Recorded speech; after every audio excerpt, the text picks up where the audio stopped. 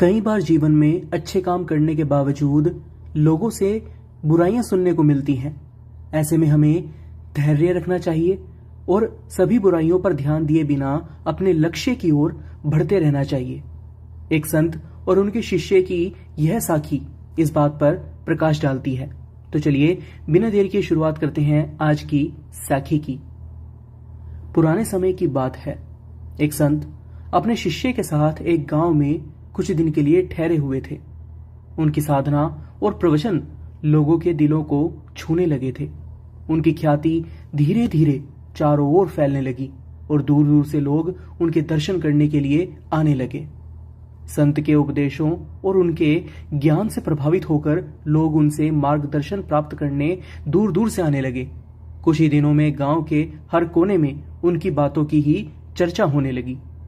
लेकिन उसी गांव में एक पंडित भी था जो पहले से ही अपने अनुयायियों के साथ प्रतिष्ठित था। जब उसने देखा कि लोग अब उस संत की ओर आकर्षित हो रहे हैं तो उसे ईर्ष्या होने लगी। उसे यह भय सताने लगा कि अब उसके अनुयायी कम हो जाएंगे और उसका सम्मान भी घट जाएगा। अपने स्वार्थ में डूबा वह पंडित संत के खिलाफ दुष्प्रचार करने लगा। वह गांव के लोगों के बीच जा जाकर संत की बुराई करता और उनके बारे में गलत बातें करता और गलत अफवाहें फैलाता। एक दिन संत का शिष्य बाजार से लौट रहा था। जब उसने लोगों को अपने गुरु के बारे में अपमानजनक बातें कहते हुए सुना, उसे बहुत गुस्सा आया। वह क्रोध से भर उठा और सीधे अपने गुरु के पास पहुंचा और सारी बातें उन्हें विस्तार से बता दी। शिष्य का चेहरा लाल हो रखा था और वह चाहता था कि गुरुजी तुरंत कुछ करें और उस पंडित को जवाब दें। संत ने मुस्कुराते हुए शिष्य की सारी बातें सुनी, लेकिन किसी तरह की कोई प्रतिक्रिया नहीं दी। शिष्य के गुस्से को देखकर संत ने शांत स्वर में कहा, बेटा, हमें दूसरों की बुराइयों पर ध्यान नहीं देना चाहिए। अगर हम हर किसी की बातों का जवाब देने लगेंगे तो हमारे पास अपने जीवन का उद्देश्य पूरा करने के लिए समय ही नहीं बचेगा। लेकिन शिष्य का गुस्सा अभी भी शांत नहीं हुआ था।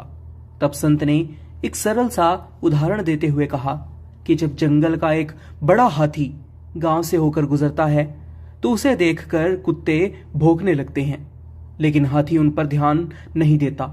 वह अपनी मस्त चाल में चलता रहता है। कुत्ते थक कर वापिस अपने इलाके की ओर लौट जाते हैं, लेकिन हाथी अपनी राह पर बढ़ता रहता है। ठीक इसी तरह हमें भी उन लोगों की बातों पर ध्यान नहीं देना चाहिए जो हमारे बारे में गलत भ्रांतियां फैलाते हैं।